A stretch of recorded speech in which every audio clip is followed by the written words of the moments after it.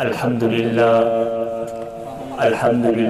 الذي شرفنا على سائر الأمم برسالة من اختصه من بين الأنام بجوامع الكلم وجواهر الحكم، وصلى الله تعالى على خير خلقه محمد وآله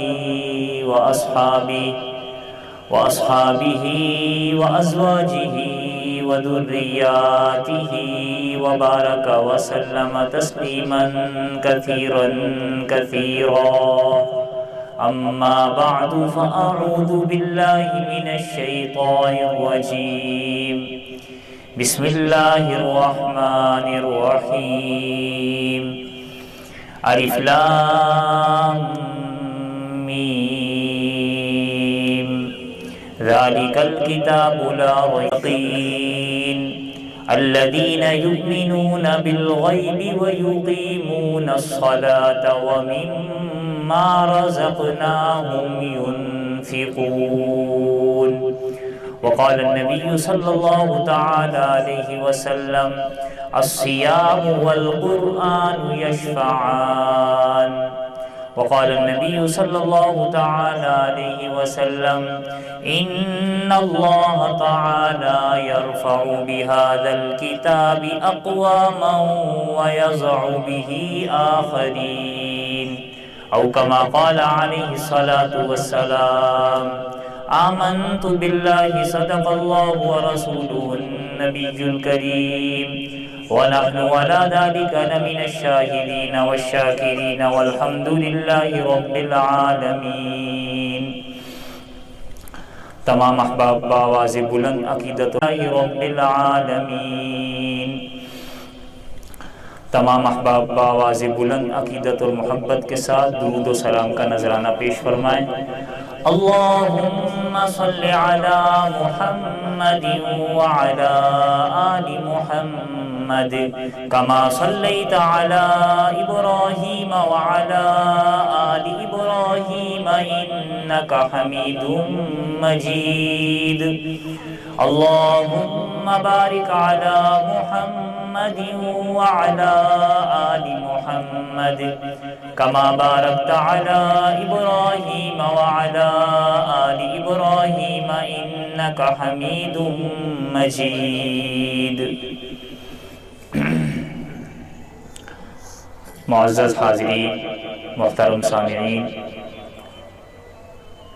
میرے واجب الاحترام بھائیوں، دوستوں، بزرگوں، عزیزوں، تو یہاں پر جو تراویح میں قرآن مجید فرقان حمید کا ختم ہوا ہے، اس پر ہم سب مبارکباد کے مستحق ہیں.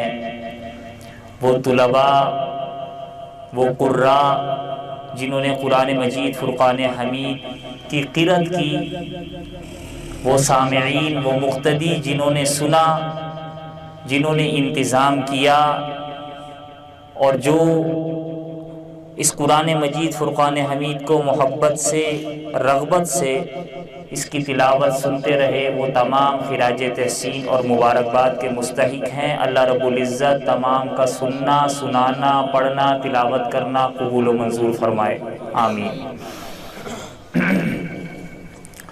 یہ مجلس قرآن مجید فرقان حمید کے ختم کے حوالے سے ہے، اور میں نے قرآن مجید فرقان حمید ہی کے حوالے سے ایک آیت مبارکہ، 2 آیات مبارکہ کی تلاوت کا شرف حاصل کیا ہے.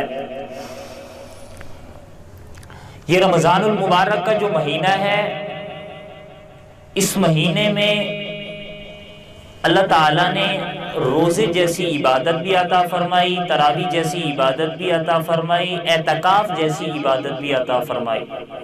اور پھر آپ سنتے آتے ہیں کہ اس مہینے کے ہر عمل کے ثواب کو اللہ تعالیٰ بڑھا چڑھا کر عطا فرماتے ہیں. وہ کیا خاصیت ہے، وہ کیا خصوصیت ہے کہ یہ فضیلت کسی اور مہینے کو نہیں مل رہی. محرم بڑا اعلیٰ مہینہ ہے، لیکن کہیں بھی یہ نہیں فرمایا گیا کہ محرم الحرام میں عبادت کرو گے تو اس کا 70 گنا ثواب ملے گا، نہیں فرمایا. ربیع الاول بھی بہت عمدہ مہینہ ہے، ہمارے پیارے آقا صلی اللہ تعالی علیہ وآلہ کی ولادت باسعادت والا مہینہ ہے، لیکن اس مہینے سے متعلق بھی یہ نہیں فرمایا گیا کہ اگر عبادت کرو گے تو 70 گنا ثواب ملے گا۔ لیکن آخر وجہ کیا ہے کہ رمضان المبارک کے مہینے سے متعلق اللہ تعالیٰ ارشاد فرما رہے ہیں، پیارے نبی صلی اللہ علیہ وسلم فرما رہے ہیں کہ اگر عبادت کرو گے تو 70 گنا ثواب ملے گا، نفل پڑھو گے تو فرض کے برابر، فرض پڑھو گے تو 70 فرائض کے برابر، اور بے شمار ثوابات ہم سنتے آتے ہیں۔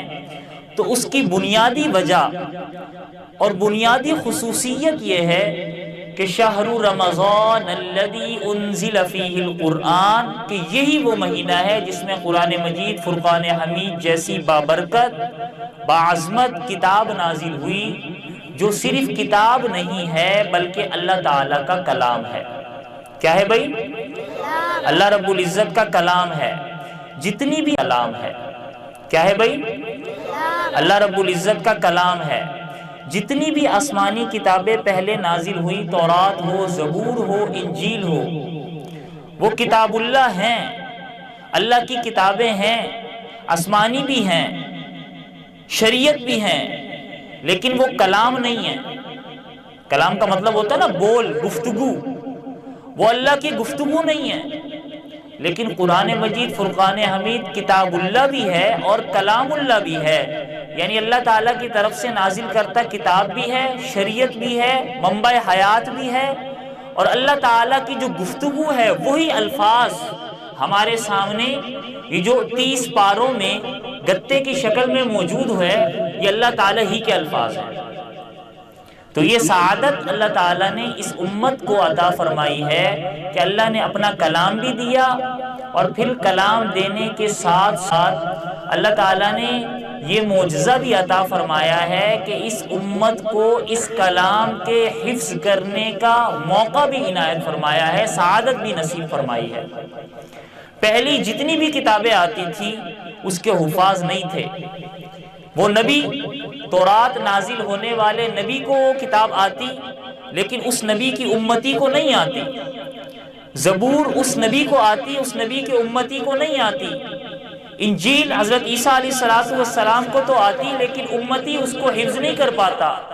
لیکن اللہ تعالیٰ نے یہ قرآن مجید فرقان حمید اس امت کو بھی دیا ہے، نبی علیہ السلام کو بھی دیا، اور اس امت کو یہ سعادت عطا فرمائی ہے کہ امتی اس قرآن مجید فرقان حمید کو یاد کر سکتا ہے، حفظ کر سکتا ہے، اور صرف یاد ہی نہیں کر سکتا، حفظ ہی نہیں کر سکتا، بلکہ چاہے وہ بھی حفاظ آپ کو ملیں گے، اور 70-80 سال کے بوڑھے بھی حفظ کرتے نظر آئیں گے۔ تو ایسی کتاب اللہ تعالیٰ نے گویا ہمیں عطا فرمائی ہے۔ 6-7 سال کے بچے بھی حافظ اور 70-80 سال کے بوڑھے بھی حافظ ملیں گے۔ قرآن مجید فرقان حمید جیسا ثانی، اس جیسی اور کوئی کتاب اس روئے زمین پر موجود نہیں ہے۔ میں نے قرآن مجید فرقان حمید کی جو تلاوت کی، اس کے اندر پہلا جو لفظ ہے الف لام میم، یہ لفظ کیا ہے؟ حدیث مبارکہ میں آتا ہے کہ قرآن مجید فرقان حمید کی تلاوت کا ثواب اتنا ہے کہ الف حرف، لام حرف، میم حرف، کہ قرآن مجید کے ایک حرف کی تلاوت پر اللہ تعالیٰ 10 نیکیاں عطا فرماتے ہیں۔ کتنی نیکیاں؟ 10۔ اور الف لام میم ایک حرف نہیں ہے، بلکہ فرمایا الف الگ حرف ہے، لام الگ حرف ہے، میم الگ حرف ہے۔ اگر کوئی الف لام میم کی تلاوت کرتا ہے تو اسے 10 نہیں بلکہ کتنی نیکیاں ملتی ہیں؟ 30 نیکیاں ملتی ہیں۔ حضرت علی رضی اللہ تعالیٰ عنہ نے اس کی تشریح یوں فرمائی کہ فرمایا کہ الف ایک حرف کی تلاوت پر جو 10 نیکیوں کا وعدہ کیا گیا ہے، وہ بغیر وضو کے جو قرآن مجید کو بغیر چھوئے اور بغیر وضو کے جو تلاوت کر رہا ہے اسے 10 نیکیاں ملیں گی۔ لیکن اگر کوئی وضو کرنے کے ساتھ قرآن مجید کی تلاوت کر رہا ہے، اسے 10 نہیں بلکہ 25 نیکیاں ملیں گی۔ کتنی نیکیاں ملیں گی؟ 25۔ اور پھر جو نماز میں قرآن مجید کی تلاوت کر رہا ہے بیٹھ کر، اسے 25 بھی نہیں بلکہ 50 نیکیاں ملیں گی۔ کتنی ملیں گی؟ 50۔ اور پھر جو نماز میں کھڑے ہو کر قرآن مجید کی تلاوت کر رہا ہے اسے 50 سے بھی آگے بڑھا دیں، فرمایا 100 نیکیاں بھی آگے بڑھا دیں، فرمایا 100 نیکیاں ملیں گی۔ کتنی؟ 100۔ تو تراویح میں کھڑے ہو کر ہی قرآن مجید کی تلاوت ہو رہی ہے نا، تو وہ 100 نیکیاں حضرت علی رضی اللہ تعالیٰ عنہ کی تشریح کے مطابق اس 100 کو رمضان المبارک کے 70 سے ضرب دے دے تو کہاں تک پہنچ جاتا ہے ثواب؟ تو تراویح میں قرآن مجید فرقان حمید کی تلاوت کا ثواب عمومی طور پر باقی عام روٹین کے لحاظ سے دیکھا جائے تو تراویح میں قرآن مجید کی تلاوت کا ثواب زیادہ بڑھ جایا کرتا ہے، کیونکہ تراویح کی نماز میں علماء فرماتے ہیں کہ سجدے جو ہیں یہ اللہ کا قرب حاصل کرنے کا ذریعہ ہے، اللہ کا قرب اس سے مل رہا ہے، اور جب قرآن مجید کی تلاوت ہو رہی ہے تو ساتھ ساتھ اللہ کا کلام ہے، جب اللہ کا کلام ہے تو فرشتے کان لگا کر سنتے ہیں، اللہ رب العزت سنتے ہیں، تو جب فرشتے سن رہے ہیں تو گویا فرشتوں نے ایسی مجلس پر، ایسے ماحول پر، ایسی نمازوں پر اپنا، پھر تراویح جیسی نماز ہو، قرآن مجید جیسی تلاوت ہو، اور ثواب بھی میں نے آپ کو بتا دیا، تو پھر ایسے موقع کے کیا کہنے، ایسے ثوابات کے کیا کہنے۔ تو یہ ثوابات ہمیں رمضان المبارک کے علاوہ اور نہیں ملتے۔ بھئی تراویح رمضان کے علاوہ اور نہیں ہے نا، اور مہینوں میں نہیں ہے، رمضان المبارک کے مہینے میں ہے، اور پھر پورے قرآن مجید کا ختم ہم اس تراویح میں کر لیتے ہیں۔ یہ سعادت بھی ہمیں رمضان المبارک کے مہینے میں مل رہی ہے، تو لہٰذا اس سعادت سے ہمیں فائدہ بھی اٹھانا ہے، اور سعادت سے فائدہ اٹھانے کے بعد ہمیں اللہ کا شکر بھی ادا کرنا ہے۔ کیا کرنا ہے؟ شکر ادا کرنا ہے۔ قرآن مجید کی جو تلاوت کی گئی تھی اس میں اگلا جملہ جو اللہ تعالیٰ نے ارشاد فرمایا وہ فرمایا ذالک الکتاب لا ریب فیہ، یہ وہ کتاب ہے جس میں کسی قسم کا شک و شبہ نہیں ہے۔ اس کتاب میں کیا نہیں ہے؟ شک و شبہ نہیں ہے۔ لا ریب، یہ لا ریب کتاب ہے، اس میں کوئی شک نہیں، اس میں کوئی شبہ نہیں۔ آواز آ رہی ہے؟ اس میں کوئی کسی قسم کا شک و شبہ نہیں ہے۔ یعنی اللہ تعالیٰ یہ بیان فرمایا چاہ رہے ہیں کہ قرآن مجید پر کسی قسم کا اعتراض نہیں ہو سکتا، یہ اللہ کا کلام ہے۔ کہیں اللہ تعالیٰ نے فرمایا قُلْ فَأْتُوا بِسُورَةٍ مِّن مِّثْلِهِ، اگر کوئی اعتراض کرتا ہے تو وہ ایک سورت لا کر دکھا دے۔ کہیں اللہ نے فرمایا قُلْ فَأْتُوا بِعَشْرٍ مِّن مِّثْلِهِ، اگر کوئی اعتراض کرتا ہے تو وہ 10 آیتیں لے کر دکھا دے۔ کہیں اللہ نے فرمایا قُلْ فَأْتُوا بِآیَةٍ مِّن مِّثْلِهِ، اگر کوئی اعتراض کرتا ہے تو وہ ایک آیت ہی لا کر دکھا دے۔ اور کفار مکہ نے، مشرکین نے بڑی کوششیں کی، بڑی آیتیں بنانے کی کوششیں کی، لیکن وہ تمام آیتیں، وہ تمام کوششیں رائگاں گئیں۔ قرآن مجید فرقان حمید کا مقابلہ وہ خود نہیں کر سکے، فرقان حمید کا مقابلہ وہ خود نہیں کر سکے، اور آج تک قرآن مجید فرقان حمید کا مقابلہ کرنے کی کوشش کی جاتی ہے لیکن نہیں کر سکتے، کیونکہ یہ اعجاز والی کتاب ہے، معجزے والی کتاب ہے، حضور علیہ الصلوۃ والسلام کا زندہ معجزہ ہے جو ہمارے سامنے اور ہمارے پاس موجود ہے۔ تو یہ ہے ذالک الکتاب لا ریب فیہ۔ آگے چلیں تو اللہ تعالیٰ ارشاد فرماتے ہیں ھدی للمتقین، یہ کتاب متقین کے لیے ہدایت ہے۔ کس کے لیے ہدایت ہے؟ متقیوں کے لیے ہدایت ہے۔ یہ کتاب ہدایت ہے۔ کہیں اللہ نے فرمایا کہ ھدی للعالمین، یہ ساری انسانیت کے لیے، سارے عالم کے لیے ہدایت ہے۔ سارا عالم اس کتاب کے مطابق چلے گا تو ہدایت یافتہ بنے گا، اس کتاب کے مطابق چلے گا تو اپنی زندگیوں کو سنوار سکے گا، اس کتاب کے مطابق چلے گا تو اپنے ماں سے ہدایت حاصل نہیں کرتا۔ ایسی بات ہے نا بھئی، پورے عالم میں دیکھیں 10 یا 11 ارب میرے خیال سے لوگ ہیں، ان میں سے کتنے مسلمان ہیں؟ 1 ارب یا 1.5 ارب؟ تو ہے تو ہدایت سارے عالم کے لیے، لیکن سارا عالم ہدایت حاصل کرتا نہیں ہے۔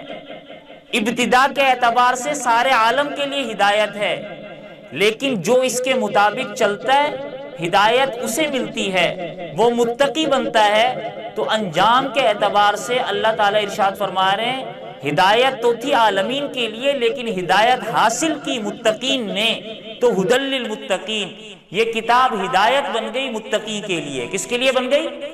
متقیوں کے لیے ہدایت بن گئی۔ اب یہ متقی کون لوگ ہیں یہ ہمیں سمجھنا ہے۔ اور وہ اللہ تعالیٰ نے قرآن مجید میں ہی ہمیں سمجھا دیا کہ متقی کون لوگ ہیں۔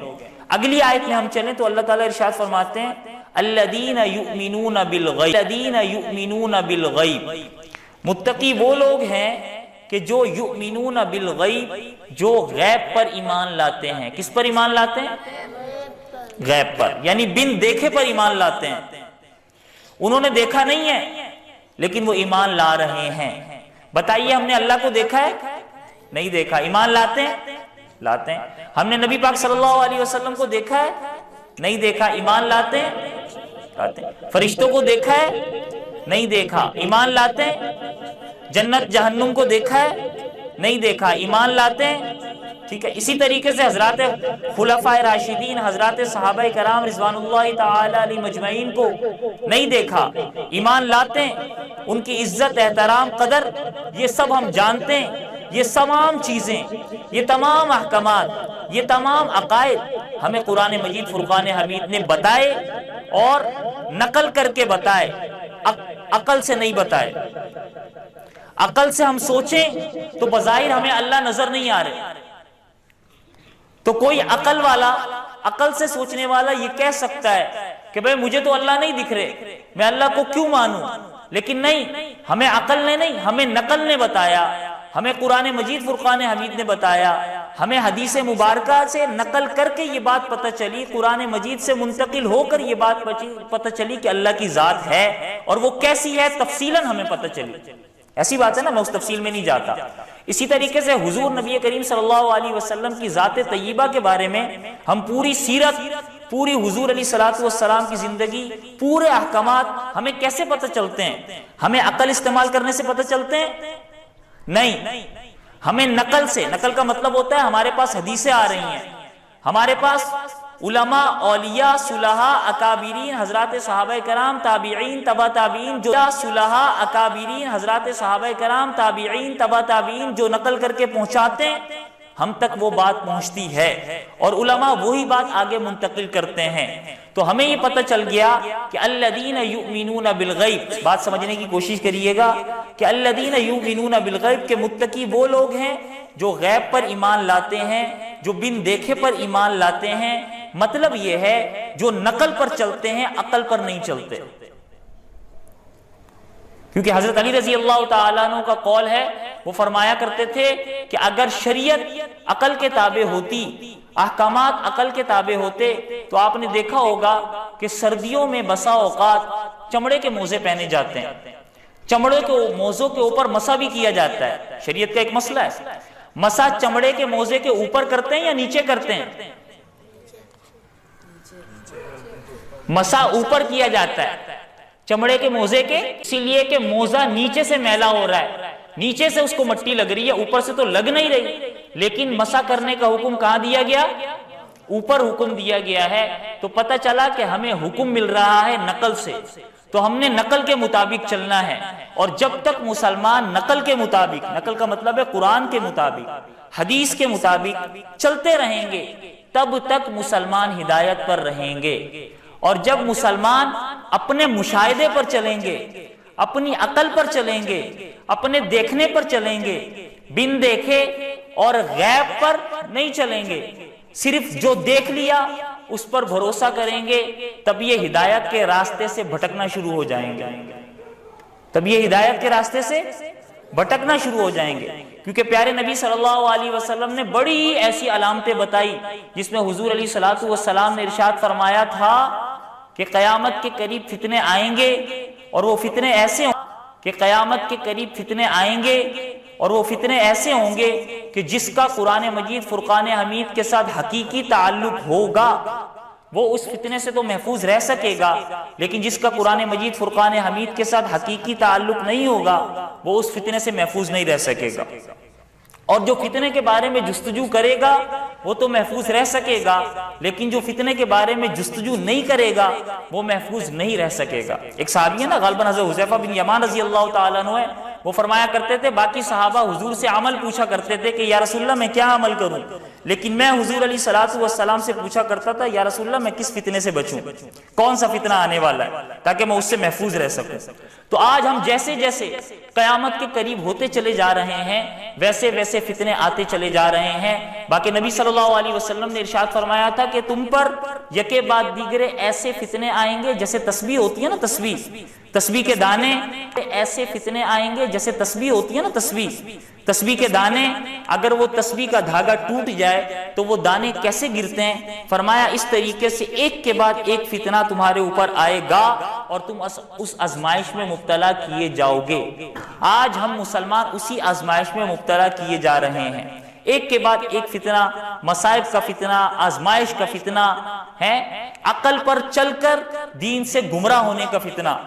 کتنے فرقے ایسے ہیں جنہوں نے صرف عقل پہ بھروسہ کیا، اپنی عقل کو استعمال کیا، جو اکابرین، جو بزرگ، جو علماء، جو اولیاء، جو صلحاء قرآن و حدیث کی پہلے تشریح کرتے رہے، اس کو مانا نہیں، لیکن اپنی عقل کے مطابق تشریحات شروع کی، فرقے بنتے چلے گئے۔ تو اللہ نے تو یہاں پر ارشاد فرمایا تھا کہ ھدی للمتقین، متقی وہ ہے الذین یؤمنون بالغیب، جو غیب پر ایمان لائے گا، جو عقل پر نہیں بلکہ نقل پر چلے گا، جو مشاہدے پر نہیں، دیکھنے پر نہیں بلکہ چلے گا، اپنے دیکھنے پر بھروسہ کریں گے تو پھر کامیابی بالکل نہیں ہے۔ الذین یؤمنون بالغیب، آگے اللہ نے عمل بتا دیا کہ وَيُقِيمُونَ الصَّلَاةَ وَمِمَّا رَزَقْنَاهُمْ يُنْفِقُونَ، اور نمازوں کو پڑھتے ہوں گے اور اللہ کی راہ میں خرچ کرتے ہوں گے۔ پوری اللہ تعالیٰ نے آگے صفات بیان فرمائی ہے، میں نے صرف ایک جملے کی تشریح کی کہ الذین یؤمنون بالغیب۔ تو لہٰذا ہم نے آگے اگر قدم رکھنا ہے تو پھونک پھونک کر قرآن مجید فرقان حمید کی روشنی میں قدم رکھنا ہے۔ آج ہماری تنزلی کا سب سے بڑا سبب یہ ہے کہ ہم نے قرآن مجید فرقان حمید کے ساتھ اپنے تعلق کو توڑا ہوا ہے۔ قرآن مجید فرقان حمید کی 5 حقوق ہیں، ان حقوق کے مطابق ہم چلیں گے تو انشاءاللہ ہماری ترقی ہوگی، مسلمانوں کا بول بالا ہوگا۔ نمبر 1، قرآن مجید پر ایمان لانا۔ چلو قرآن مجید پر تو ہم ایمان لاتے ہیں کہ قرآن مجید اللہ کی کتاب ہے، آخری کتاب ہے، اللہ کا کلام ہے، یہ ایمان لے آئے ہم۔ آخری کتاب ہے، اللہ کا کلام ہے، یہ ایمان لے آئے ہم۔ اب اس کے بعد اگلی چیز ہے قرآن مجید کو پڑھنا، اس کی تلاوت کرنا، یہ قرآن مجید کا حق ہے۔ ہر مسلمان کی ذمہ داری ہے کہ قرآن مجید کی تلاوت کرے۔ اب اس تلاوت کرنے کے لیے اسے سیکھنا پڑے گا۔ بچپن سے والدین اپنے بچے کو مدرسے میں، مکتب میں لگائیں گے، بچہ سیکھے گا، قرآن مجید کی تلاوت کرے گا۔ تو سیکھنے کا مطلب یہ نہیں ہوتا کہ ہم نے قرآن مجید ایک مرتبہ بچے کو پڑھا دیا، ہماری ذمہ داری ختم، اب بچے نے آگے پڑھنا ہی نہیں ہے۔ نہیں، وہ ساری زندگی روزانہ کی روٹین کے ساتھ قرآن مجید کی تلاوت کرنی ہے، وہ چاہے مدرسے میں پڑھ رہا ہو یا نہیں پڑھ رہا ہو، چاہے کاروبار کرتا ہو چاہے مسجد میں بیٹھا ہو، قرآن مجید کی تلاوت لازمی ضروری ہے۔ میں نے تلاوت کا ثواب آپ کو بتا دیا اور بے شمار ثوابات ہیں اس کے، ٹھیک ہے۔ تو یہ قرآن مجید کا دوسرا حق یہ ہے کہ قرآن مجید کی تلاوت کرنی ہے۔ تلاوت کرنے کے لیے مدرسے کی ضرورت ہے، مدرسہ ہوگا تو ہم تلاوت سیکھ سکیں گے، مدرسہ نہیں ہوگا تو ہم تلاوت نہیں سیکھ سکیں گے، کیونکہ ہر چیز کے لیے استاد کی ضرورت ہوتی ہے۔ استاد کے پاس بیٹھیں گے تو ہمیں وہ چیز آئے گی۔ ہمیں سائنس کا علم چاہیے تو ہمیں استاد کی ضرورت، ہمیں میتھ کا علم چاہیے تو ہمیں استاد کی ضرورت۔ اسی طریقے سے قرآن مجید سیکھنا ہے تو استاد کی اور قاری کی ضرورت ہے، اور اسی استاد اور اسی قاری کے رشتے کو مدارس نے اور مکتب نے برقرار رکھا ہوا ہے، اور یہ وہی سنت ہے جو نبی دو عالم صلی اللہ تعالی علیہ وآلہ وسلم نے مکہ مکرمہ میں دار ارقم، حضرت ارقم رضی اللہ تعالیٰ عنہ کے گھر میں، اور مدینہ منورہ میں مسجد نبوی کے اندر صفہ کے چبوترے پر آپ علیہ الصلوۃ والسلام نے جس مدرسہ اور مکتب کی بنیاد رکھی، یہ وہی سنت ہے جو یہاں تک چلی آ رہی ہے۔ تو دوسرا حق قرآن مجید کا کیا ہے؟ تلاوت کرنا۔ تیسرا حق قرآن مجید کا یہ ہے کہ قرآن مجید کو سمجھنا ہے۔ کیا کرنا ہے؟ سمجھنا ہے۔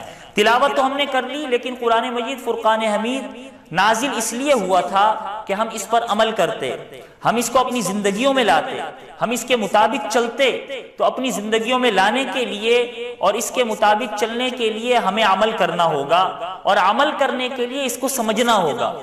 جب تک ہمیں سمجھ میں نہیں آئے گا کہ یہ عربی میں جو الحمدللہ رب العالمین پڑھا جا رہا ہے اس کا مطلب کیا ہے اور مطلب اور مفہوم کیا ہے، تب تک ہم اس پر عمل نہیں کر سکتے، تب تک ہم اس پر عمل نہیں کر سکتے۔ لیکن ایک اور بات بھی یاد رکھیں، یہ قرآن مجید فرقان حمید صرف حضور علیہ الصلوۃ والسلام کے زمانے تک کے لیے نازل ہوا تھا یا قیامت تک کے لیے نازل ہوا ہے؟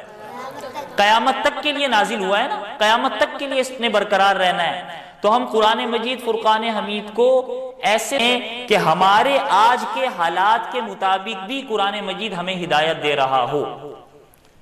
اگر قرآن مجید فرقان حمید کا ترجمہ ہم نے وہ تو سمجھ لیا کہ بھئی یہ فلاں آیت فلاں موقع پر نازل ہوئی تھی، یہ اس صحابی سے متعلق ہے، یہ فلاں مشرک سے متعلق ہے، یہ فلاں منافق سے متعلق ہے، بات ختم ہو گئی، نہیں، بلکہ آج کے دور میں یہ آیت ہماری کیسے تشریح کر رہی ہے، آج کے دور میں اس آیت سے ہم کیسے سبق حاصل کر سکتے ہیں، آج کے دور میں ہمارے لیے کتنے راستے یہ کھول سکتی ہے یہ آیت مبارکہ، پھر ہم آج کے دور میں اس آیت پر عمل کر سکیں گے۔ اگر ہم وہیں تک محدود رہے تو پھر ہم اصلاً قرآن مجید کو سمجھ نہیں رہے، اپنی زندگیوں میں لانے کی کوشش نہیں کر رہے۔ تو تیسرا حق قرآن مجید کا کیا ہے؟ سمجھنا ہے۔ اس سمجھنے کے لیے ہمیں محنت کرنی ہوگی، ترجمہ اٹھا لیں، یا ترجمے سمجھ میں نہیں آ رہا تو کسی ترجمہ اٹھا لیں، یا ترجمے سمجھ میں نہیں آ رہا تو کسی ترجمہ سمجھانے والے کے پاس چلے جائیں تاکہ وہ ہمیں سمجھا سکے قرآن مجید فرقان حمید۔ 3 حقوق ہو گئے۔ چوتھا حق یہ کہ قرآن مجید پر عمل کرنا ہے۔ کیا کرنا ہے؟ عمل کرنا ہے، ٹھیک ہے، اپنی زندگیوں میں لانا ہے۔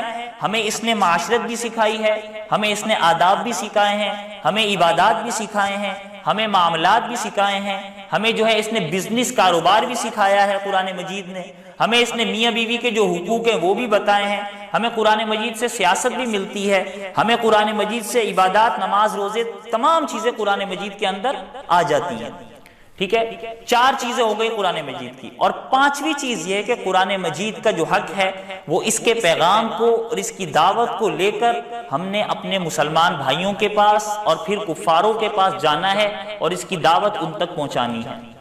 یہ 5 حقوق قرآن مجید فرقان حمید کے ہیں۔ نمبر 1 تلاوت، نمبر 2